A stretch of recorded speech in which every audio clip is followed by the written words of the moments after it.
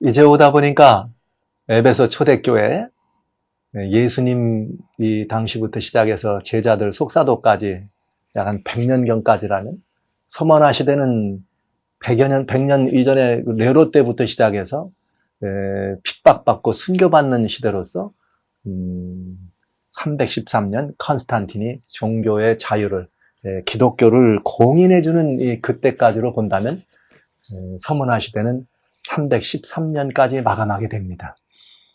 그 다음에 버가모 시대는 이제 그렇게 해서 이렇게 발람의 가르침이 들어오기 시작하는 313년부터 이제 발람의 가르침이 이 교회 안에 들어오기 시작하는 그때 우리는 이렇게 이 버가모 시대가 한참 진행되는 것으로 우리는 보게 됩니다. 자, 그러면 이 버가모 시대는 얼마까지 진행되느냐? 두아디라 교회의 말씀을 한번 먼저 봅니다. 두아디라 교회는 어떤 일이 있는가? 이렇게 돼 있어요. 3장 18절에 두아디라 교회 사자에게 편지합니다. 그러면서 눈이 불꽃 같고 발이 빛난 주석과 같은 하나님의 아들이 이르되, 주님의 모습이 심상치 않게 나왔어요. 19절에 이렇게 말합니다. 내가 내 사업과 사랑과 믿음과 성경 인내를 아노니 내 나중 행위가 처음 것보다는 많도다. 그러면서 여기 이제 이 행위에 대해서 설명하면서 사랑과 믿음과 섬김과 인내, 그 안에도 두아디라 시대에도 뭐가 있어요? 교회 안에 참된 신민들이 이런 일들을 해나가는 것을 보게 되는 거예요. 그런데 여기 이제 두아디라 교회는 어떤 일을 시작하는가? 20절. 그러나 내게 책망할 일이 있노라. 자칭 선지자라 하는 여자 이세벨을 내가 용납하니 그가 내 종을 가리켜 깨어 행음하게 하고 우상의 제물을 먹게 한다. 또 내가 그에게 회개할 기회를 주었지만 자기 음행을 회개하고자 하지 않는도다. 자기 음행을 회개하지 않는데 어떻게 됐느냐? 볼지어다 내가 그를 침상에 던질 것이요 또 그와 더불어 간음하는 자들도 만일 그의 행위를 회개하지 아니하면 큰 환난 가운데 던지고 내가 사망으로 그의 자녀를 죽게 하고 나는 모든 교회가 다른 사람의 뜻과 마음을 살피는 자인 줄 알지라 내가 너희 각 사람의 행위대로 갚아주리라. 그러면서 두아디라에 남아서 이 교훈을 받지 않고 소위 사단의 깊은 것을 알지 못하는 너에게 말하네 다른 짐으로 지울 것이 없다. 다만 너희의 있는 것을 내가 올 때까지만 굳게 잡으라. 이렇게 설명됩니다. 두아디라 심각하죠. 버가모 때는 발람의 가르침으로 타협해서 우상의 제물을 먹은 사람들입니다. 니골라당의 가르침이 들어오기 시작하는, 이방이 들어오기 시작하는 것이구나. 두아디라는 심상치 않습니다.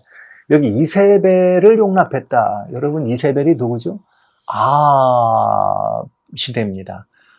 선지자 엘리야가 있을 때였고요. 그때는 아합이 이스라엘을 통치하던 시대인데 아합 왕이 누구를 아내로 삼느냐? 바알신을 섬기는 이 바알의 이렇게 이 왕을 자기 아내로 섬기는 아내를 아내로 영접하죠. 그게 누군가? 이세벨입니다. 그래서 여기 열왕기상 16장에 보면 30절, 31절에 그 말씀이 잘 들어있는데 여기 똑같은 말이 들어있어요.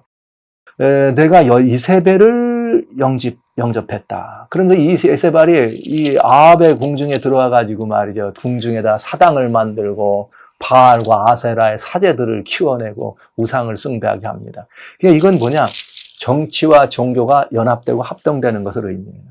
아합이라고 하는 이스라엘 임금님이 이방 종교를 가지고 말이에요. 바알을 섬기는 바알의 이 제사장들을 데려다가 그렇게 말한다는 게 참 희한하지요. 그러나 이렇게 정치와 종교가 합동되고 연합하는 것을 의미합니다.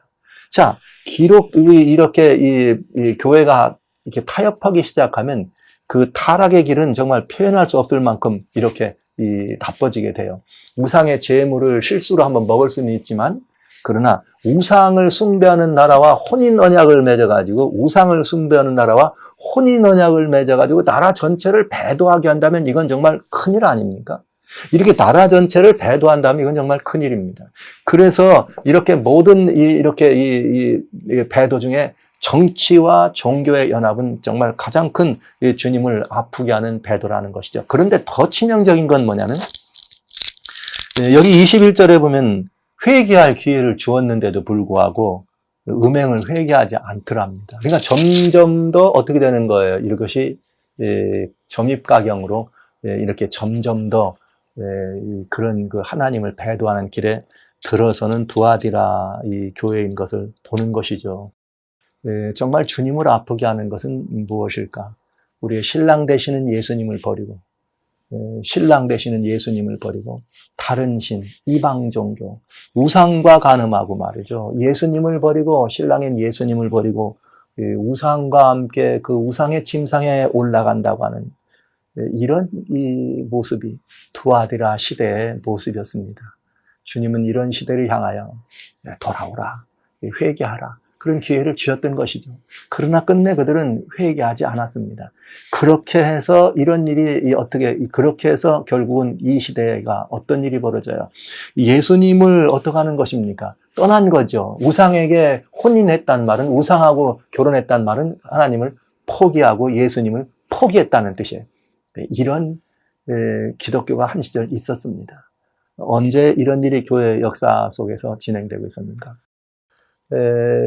이 교회가 이제 이 서로마 제국이 동로마 제국으로 이 천도를 하면서, 콘스탄티노플로 천도를 하면서 이 서로마 제국의 모든 이 고난들을 이렇게 위임했다. 그런 위임받는 일을 가졌다 할지라도 교회가 그런 그 어떤 권한이나 그런 파워를 행사하기는 어려웠던 실정이 있습니다. 왜 그러냐? 그 이유는 이렇습니다. 사실 AD 325년에 이런 이 컨스탄틴이 주재하는 이 종교회의가 있었는데, 그런 니케아 종교회의라 그러죠. 물론 거기서 있었던 일이 뭐냐면 삼위일체 큰 논쟁이 거기 있었어요. 그러면서 하여튼 이 정치가 종교에 찬압해가지고 무슨 일을 벌어졌는가 하면, 아타나시우스라고 하는 오늘날 기독교가 가지고 있는 삼위일체, 예수님과 하나님 아버지와 관계에서 예수님이 참 하나님이라는 사실을 이제 굳히는 사건이 일어나죠. 칼교도 회의 때는 완전히 이제 이 정리가 되는 것이지만, 공론화되기 시작하면서 그때 아리안주의가 파문이 됩니다. 그런데 이 아리안주의를 신봉하던 이 나라들이 있어요. 그게 바로 동고트라고 하는 나라. 동고트라고 하는 나라는 이태리에 있는 이 바티칸을 중심으로 로마를 시를 둘러싸고 있는 나라가 동고트입니다. 자, 그런데 그 동고트는 이 로마 교회 감독은 이미 이제 그 회의를 통해서 뭘 주장하고요? 삼위일체를 영접했지만, 동고트라고 하는 나라는 삼위일체를 이렇게 믿지 않기 때문에 파문당한 소위 아리안 이단 사상을 신봉하는 나라들이었어요. 그 나라가 로마를 둘러싸고 있는 강력한 이런 있었기 때문에 서로마 교회로서는 어떤 영향을 과시하기가 어려웠던 거죠. 그때 동로마로 천도한 이후에 533년에 무슨 일이 벌어지는가? 유스티니아누스 대제가 법령을 만들어요. 무슨 법을 만드냐면, 이제 서로마 교회의 감독은 세계 교회의 머리다. 세계 교회의 머리다라고 하는 이런 칙령을 발표합니다. 그게 바로 유스티니아누스 대제의 법전이에요. 그분이 법전을 만들었으니까. 그렇게 이렇게 이 법전을 만들었습니다. 그러나 여전히 서로마 교회가 그런 일이 있다고 할지라도, 이런 일이 있었다고 할지라도 여전히 영향력을 행사할 수는 없었습니다. 왜냐하면 이단 사상을 가지고 있던 동고토의 아래에 있었기 때문에. 그럴 때에 무슨 일이 벌어지는가? 그때에 이 유스티아누스 장군이 아프리카 북부에 살고 있는 반달이라고 하는 이 족속들을 공격합니다. 그래서 그들을 없애요. 그랬더니 반달족을 없애버리니까 상대적으로 이 동고트가, 아니 이게 자기들과 같은 영적 이런 릴레이션십이 있는 그들을 공격해서 없애버리니까 동고트가 이제 드디어 무슨 일을 벌이는가? 로마라고는 이 나라와 전쟁이 시작되는 거죠. 그래서 벨리사리우스라고 하는 명장을 보내서 로마 교회를 지키도록 로마에게 보내서 동고트를 퇴각시키는 일을 하게 됩니다. 그래서 538년에 동고트가 완전히 망하게 됩니다. 538년에 동고트가 완전히 멸망당하면서 무슨 일이 벌어지는가 하면, 서로마 교회 감독이 세계교회의 머리라고 했던 그 유스티니아누스 대제의 법령이 이제 현실적으로 적용되고 선포된 것처럼 이제는 적용되게 된 것이죠. 드디어 명실공히 서로마 교회가 이제 종교적으로 최고의 지위에 올라가게 됩니다. 그렇게 하고 있을 때 마침 또 무슨 일이 왜 벌어지는가 하면 그해 맞아면 590년대에 어떤 일이 벌어지는가 하면 약간 로마 쪽으로는 북부, 지금은 스위스 쪽이죠. 롬바르드라고 하는 롬바르드 족속이 난리를 피면서 이제 이 로마를 다시 압축해 오는 것입니다. 그럴 때 서로마 거기에 바티칸에 있는 교회 감독이에요. 그때 감독이 잠시 이제 무너지고 새로운 감독이 서게 됩니다. 그 새로운 감독이 서게 되는데 그가 누구냐? 바로 그레고리 대제예요. 594년입니다. 그레고리 대제가 594년에 교회에 이제 이 감독이 될 때에 인근에 있는 영주와 토들과 왕들이 그레고리 대제에게 제안을 합니다. 그레고리 대제를 처음으로 무슨 칭호를 붙이느냐? 이제는 단순히 정치적인 용어가 아니라 국가적인 파워와 정치적 그런 세력의 이름들을 가진 황제로 그를 불러가면서 그를 그 최고의 자리에 올려놓는 거죠. 로마 교회 감독의 교황이라고 하는 이름으로 불려지는 최초의 인물이 그레고리 대제입니다. 그것이 594년에 그때부터 시작해서 590년이에요. 그때부터 시작해서 이분이 590년 9월 달에 시작해서 604년 12월에 자리를 물려줄 때까지 이제 로마 교회는 교회 황제의 자리에 올라가지고 그 롬바르드를 멸망시키고 또 아프리카에 있는 여러 가지 반달족의 이런 모든 것들을 평정해가면서 명실공히 정치적 권세와 합동할 뿐만 아니라 정치적 권세를 확장할 수 있는 기회까지도 갖게 된 것이죠. 그러면서 그는 이 교황의 칭호로서 이제 드디어 등극하게 됩니다. 자, 이런 것들은 그 이후에 물론 또 그 이후에 올쳐고 올라오는 이슬람 세력을 막죠. 이슬람 세력이 지브롤터 해협을 통해서 넘어와 가지고 그 스페인이나 포르투갈을 장악하고 피레네 산맥을 넘어 가지고 이제 이 고을 프랑스 지방으로 올라오면 유럽은 이제 완전히 이슬람이 될 그럴 만한 때 거기에 그 두루 평야로 보내 가지고 AD 732년에 그들을 막는 사람이 있어요. 찰스 마르텔. 그다음에 그의 아들 피핀. 이런 사람들이 그런 모든 것들을 이루고 그런 뭐 황제의 자리에 올라가는 이런 일들을 위해서 자기들의 역량을 과시하기 위해서 집정관의 자리도 이렇게 만들게 되고 그러면서 이 로마 교회와 이 손을 잡으면서 이미 교황 칭호를 받았으니까요. 손을 잡으면서 그들이 신성 로마 제국이라고 하는 이 제국을 탄생시켜요. 732년부터 시작된 일이죠. 그렇게 해서 신성 로마 제국이 탄생되면서부터 로마 교회는 막강한 이제 이 권력을 행사하게 되는 거죠. 그래서 이것은 소위 중세 암흑을 가져온 시대라고 볼 수 있습니다. 아합과 이세벨이 결혼하면서 이 왕궁에다가 뭘 갖다 놔요? 바알과 아세라의 사당을 갖다 놓은 그것처럼 교회가 이 세속적인 왕권을 가지고 있는 그들과 마음이 이제 합치고 함께 합쳐서 뭘 가진 것이냐? 그 나라를 장악하고 주관하는 이 교회 감독이 세속적인 권력에서도 황제로 등극하는 그런 일, 정치와 종교가 완전히 합동되는 시절을 우리는 보게 됩니다. 그러니까 두아디라 시대는 이교의 가르침이 들어와서 타락하다가 공식적으로 교회 감독이 되는 538년.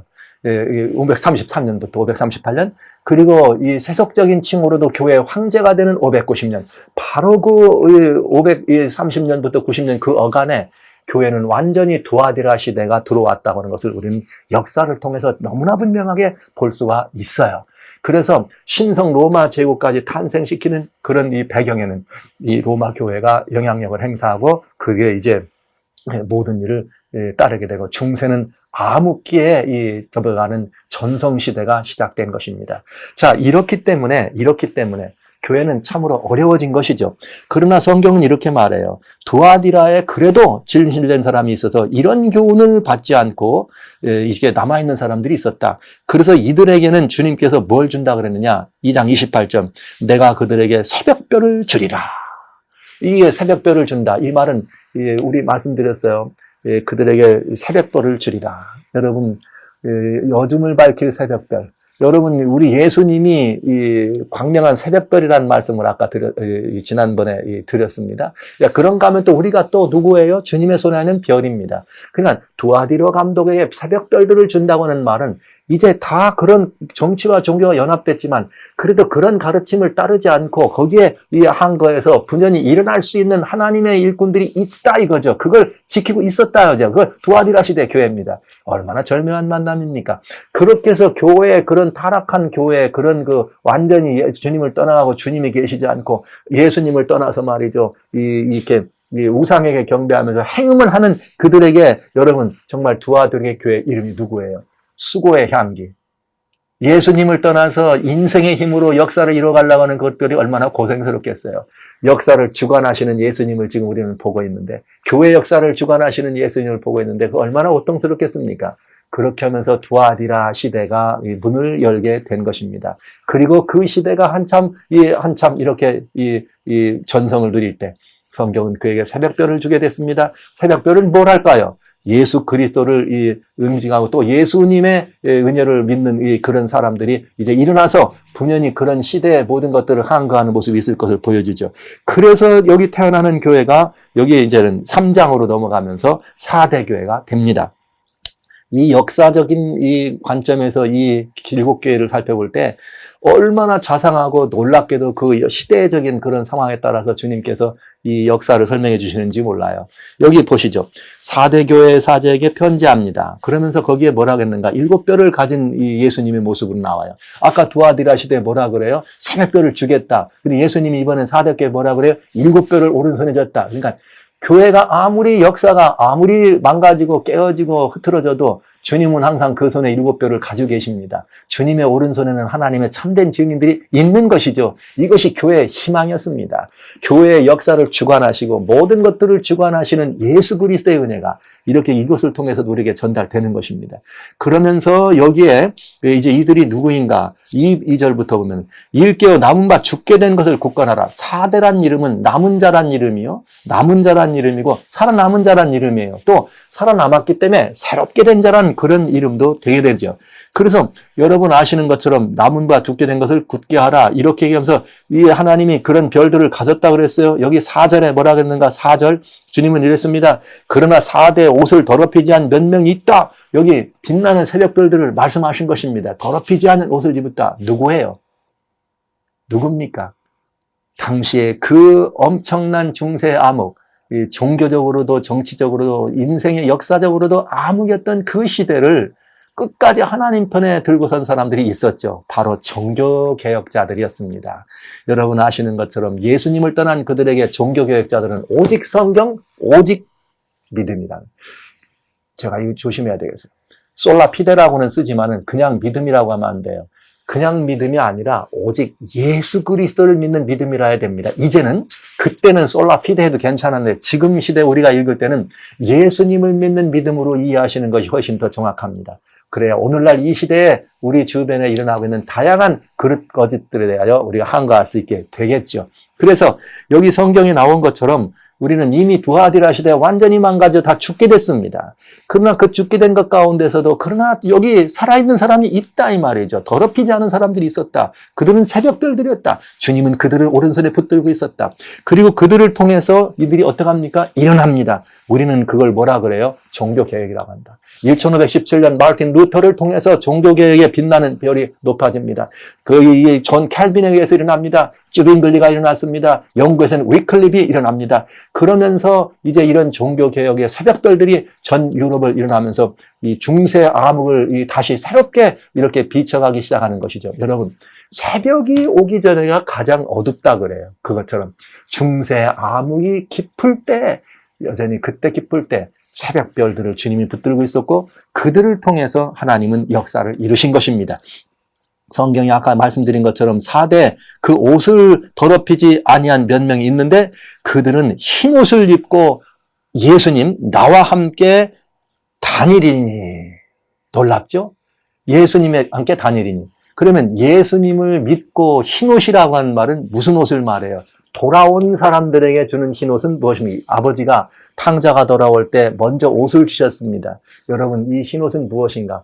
우리가 하나님께 돌아가면 성경은 이사야 61장 10절에 뭐라고 우리들에게 말씀하시는가 하면 하나님께 우리가 돌아가면 하나님이 우리들에게 옷을 주세요.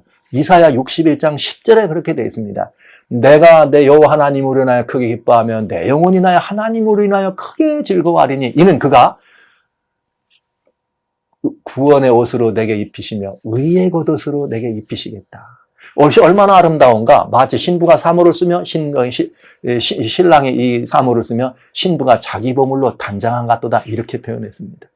여러분, 여기 이 흰옷은 예수 그리스도를 믿음으로 말미암아 주님께 나갈 때 주님이 우리에게 입혀주신 의의 옷입니다. 주님이 우리들에게 이 옷을 입혀주시고 이 주님이 그 의의 옷을 입혀주신 그것을 우리는 입는 것입니다. 그래 여기 뭐라 했는가? 흰옷을 입고 나와 함께 다니니 그들은 합당한 자인 연고라. 합당한 사람들이다. 그러니까 예수님의 의의 옷을 입었다는 거죠. 왜요? 믿음으로 입었다는 것입니다. 중세는 행위로 그 옷을 입는 것처럼 교권 구원의 치명적 독소에 빠져서 구원이 어디를 통해 이루어져요?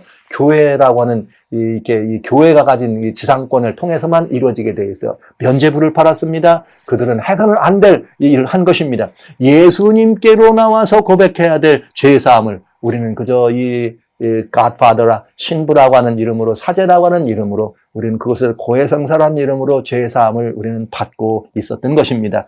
여기에 이제 그러나 성경은 우리들에게 고해성사 무효, 면죄부 판매 무효, 오직 구원은 예수님을 믿음으로만 얻는다. 그리고 성경이 오직 모든 것들 진리, 우리 가르치는 교리의 시금석이요 우리 품성의 표준이라 이렇게 얘기하는 종교개혁자들이 분연히 일어난 것입니다. 드디어 교회가 살아나기 시작한 것입니다. 교회는 하나님께서 이 모든 것들을 주관하십니다. 여러분 미리 아실 것은 교회는 타락했다 할지라도 하나님 버리지 않았습니다. 끝까지 그를 붙들고 계신 것이죠. 오른손으로 붙들어서 끝까지 붙들어서 그들을 회심케 하고 돌이키게 하고 회복의 기회로 쓰시는 것을 우리는 보게 됩니다. 얼마나 놀라운 이야기입니까? 그래서 여기 4대 교회는 1517년 종교개혁으로부터 시작된 교회가 바로 4대 교회다 이렇게 보시면 되겠습니다. 빛나는 새벽별들은 종교개혁자들입니다. 자, 이렇게 해서 중세 암흑을 뚫고 이 빛이 번쩍이긴 이 암흑이 일어납니다. 자, 그러나 중세가 개혁은 시작됐지만 아직 끝난 것은 아닙니다. 중세가 끝나는 것은 언제라고 봐야 되느냐? 교권 지상주의, 정치와 교회가 연합한 교권 지상주의가 끝나는 것이 중세가 끝나는 것으로 봐야 되죠. 근데 유럽의 역사를 보면 이 절묘하게도 이런 일들이 벌어지게 돼 있어요. 중세 기간 동안에 교회가만 중세는 이 일반 역사로도 암흑시대라고 하는데 실제 교회 역사로도 암흑시대입니다. 그건 왜 그런가 하면 의의 태양 되시는 예수님이 보이지 않으시던 시대이기 때문에 중세는 암흑이라 그래요. 근데 여러분 중세의 그 어둠을 몰아내는데 이 세속으로는 인간의 이성이 유린됐어요. 인간의 유성이 유린되고 그냥 그때 당시는 그저 귀족들과 사제들이 그저 합쳐가지고 이 모든 민중들을 농노 노예로 삼아가지고 다스리던 그런 때입니다. 예, 그렇게 해서 암흑시대였어요. 근데 이 암흑을 비치고 일어나는 빛이 일어나기 시작합니다. 종교적으로는 종교개혁자 4대 교회가 종교개혁만을 시작했을 때 종교개혁만 일어난 것이 아니에요. 그때 사람들의 마음 가운데 이 인간의 마음이 계몽되고 소위 계몽주의 그러면서 사람들의 마음 가운데 시민사상이 이렇게 싹트기 시작해요. 우리가 너무 무자비하게 농노처럼 살아왔다. 우리는 정말 이렇게 되면 안 되는데 인간의 이성이 너무 짓눌렸다. 그래가지고 인간 이성이 너무 짓눌려서 이렇게 되면 안 되겠다. 사람들이 너무 이 사제들로부터 귀족들로부터 억압돼 왔다. 이거 아니다 하는 사상들이에요. 이게 시민사상입니다. 이렇게 시민사상들이 일어나면서 결국 이것이 시민운동으로 전개돼. 대표적인 시민운동이 일어나서 유럽이 뒤집어지는 역사가 있는데 1789년 무슨 일인가? 프랑스 대혁명이었습니다.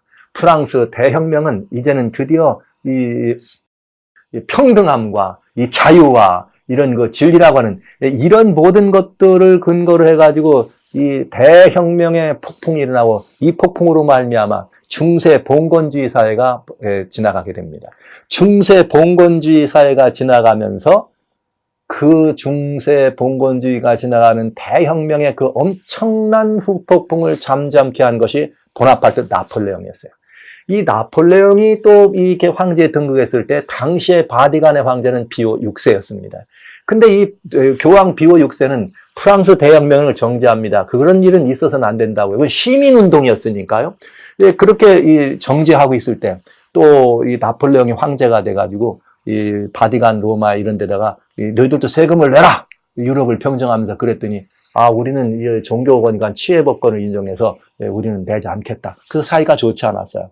그런데 그때 프랑스 사람이 이제 바티칸 쪽에 로마시에 갔다가 죽임을 당하는 일이 벌어집니다. 그걸 빌미로 해서 장군 볼티어를 보냅니다. 장군 볼티어를 보내가지고 어떤 일이 벌어지는가? 이제 이 로마에 들어가고 바티칸에 들어가면서 비오 6세를 붙잡아 옵니다. 그러면서 발렌시아라고 하는 이 감옥에 집어넣고 1798년 정확하게 1798년에 거기서 비오 6세가 죽습니다. 자, 이 참 놀라운 일이 이렇게 이뤄지네요. 놀라운 일이 이루어져요. 이 놀라운 일이 무슨 일이냐?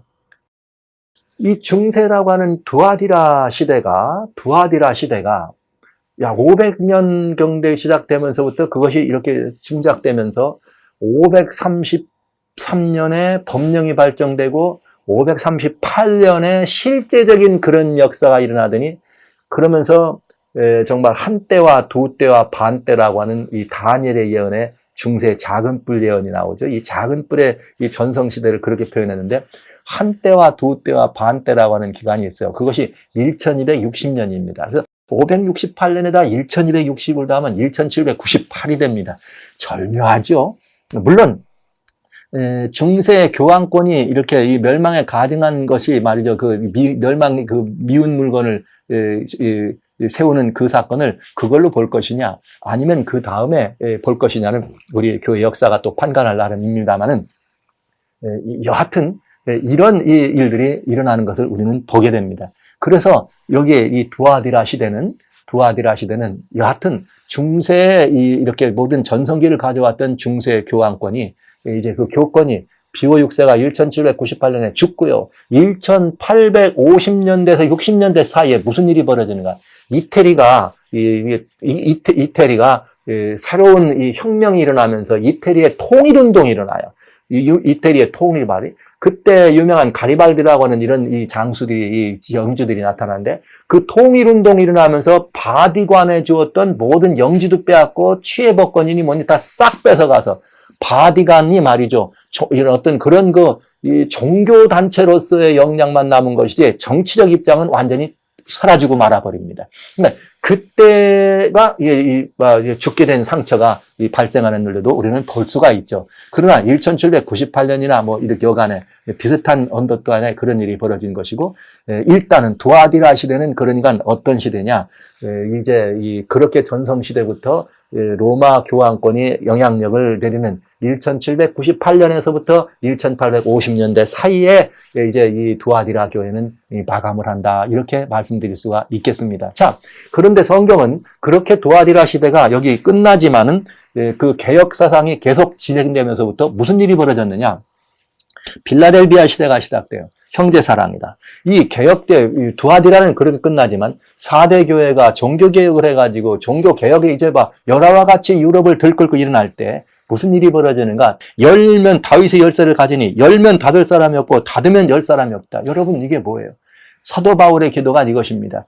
나로 하여금 말이야 내 입을 열어서 담대히 주의 복음을 전하게 하라. 이것을 이 주님께서 앞장서 가지고 나가는데 사망과 음부의 열쇠만 가져서 이거 하는 것이 아니라 마찬가지예요.